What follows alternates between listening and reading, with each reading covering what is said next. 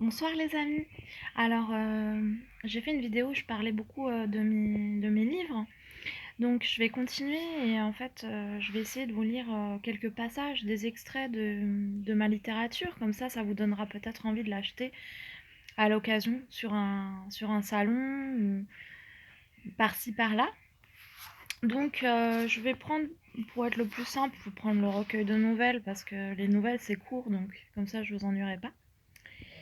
Donc on va lire, tiens par exemple, une nouvelle hein,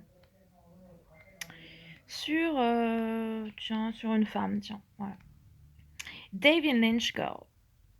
Sur ses lèvres il y avait du maquillage, rouge vif sur des lèvres fines et retenues. Ses cheveux, quant à eux, étaient d'un blond incendiaire et insolent. Ses yeux, étroits et noirs, rapprochés et percutants. Cette fille ne laissait personne indifférent. Sa démarche avec sa longue robe zébrée rappelait les héroïnes hitchcockiennes et surtout lynchiennes. Mulholland Drive et l'univers californien.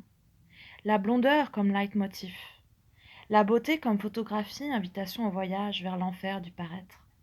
Elle avait un côté Scarlett Johansson, passive, presque dans cette exceptionnelle beauté. On n'a pas besoin d'en faire des tonnes. Quand on est belle, on le sait, n'est-ce pas? Et tout le monde nous regarde. On n'en fait pas trop, de toute façon, on est déjà au top. La fille aurait pu se prénommer Pamela, ou peut-être Ingrid, Stéphanie ou Sandra. Un nom voluptueux, mais aussi doux. Son nom en vérité, c'était Jane, et elle était étudiante. Qu'aurait-elle bien pu faire d'autre? N'est pas figure de proue qui veut, muse ou encore rêve vivant. Cela s'apprend dans les gestes les plus ordinaires, comme prendre son sac, sortir une cigarette ou siroter un cocktail. Mais l'essentiel est dans l'inné, le je ne sais quoi qui fait qu'on a l'air différente des autres en toutes choses. Voix rauque, timbre exceptionnel. C'est presque lassant d'être comme ça, d'être à part. Attendez. Voilà. Personne ne nous comprend du haut de notre supériorité, de notre grandeur. Il y a une grande solitude à être aussi atypique. Être belle, ce n'est pas ce que l'on croit. Ce n'est pas se pavaner. C'est presque se cacher au contraire. Faire comme si de rien n'était, alors qu'on nous voit, qu'on est visible, étonnamment visible et exposé. On est monstre, tape à l'œil. Exister, c'est se faire le plus discret possible, le plus insipide ou encore ordinaire. C'est être comme tout le monde. Mais c'est quoi tout le monde? C'est qui? Pourquoi? Pourquoi cet assujettissement à la norme? Le David Lynch Girls en jette tellement. Ses talons claquent, tout en elle exprime la poésie, le frisson, l'inconnu et le désir. Alors pourquoi se métamorphoser en quelconque? On ressent ce besoin chez elle, chez cette fille, de se faire passer pour une souris, quelqu'un qui n'a rien d'exceptionnel. Ce besoin d'être Cendrillon, de replier ses affaires et de rentrer dans ses haillons pour ne pas déranger.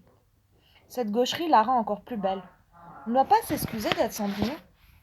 On doit s'excuser de devoir retourner chez soi et de remettre les vêtements quotidiens. Non plus. Miroir, mon beau miroir, dis-moi que l'heure n'a pas sonné. Mais il semble bien que oui. La jeune femme réservée, qui n'a parlé à pratiquement personne durant toute une soirée, s'apprête à rentrer chez elle. Et personne n'a réussi à lui arracher un quelconque nom, une origine, une particularité. Qui est-elle? C'est une autre affaire, semble-t-il. Une autre histoire. David Lynch Girl ne se livre pas comme ça. Parce que vivre dans cette peau n'a rien de facile. Personne ne peut comprendre. Cette solitude-là, de poupée qui plaît, qui passe son temps à séduire sans même l'avoir voulu. Allez-vous-en, vous tous vauriens à vos tours qui me regardez. Vous ne saurez pas qui je suis, car vous ne savez pas qui vous êtes. Me regarder, c'est vous faire plaisir, c'est vous voir, reflet égoïste et dépité. Je ne suis pas la Monroe. Regardez ailleurs, la vérité est autre part. Voilà, donc j'ai choisi cette nouvelle parce qu'il s'agit vraiment typiquement d'une nouvelle sur la notion de perception. Donc là, c'est vraiment une femme qui a un peu une vampe.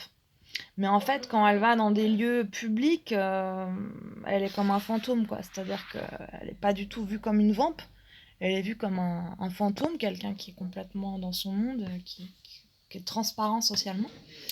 Et c'est la perception d'elle-même, donc par rapport à la société. Donc David Lynch Girls, pour ceux qui connaissent le cinéma de David Lynch. Et cette femme, elle a un malaise, quoi. C'est-à-dire qu'elle elle est pas bien dans son rôle d'icône. Et elle plane. Elle plane, elle est dans son monde. Donc j'ai pensé, comme figure, je pensais Scarlett Johansson, des femmes un peu comme ça, qui sont mignonnes, mais c'est pas facile.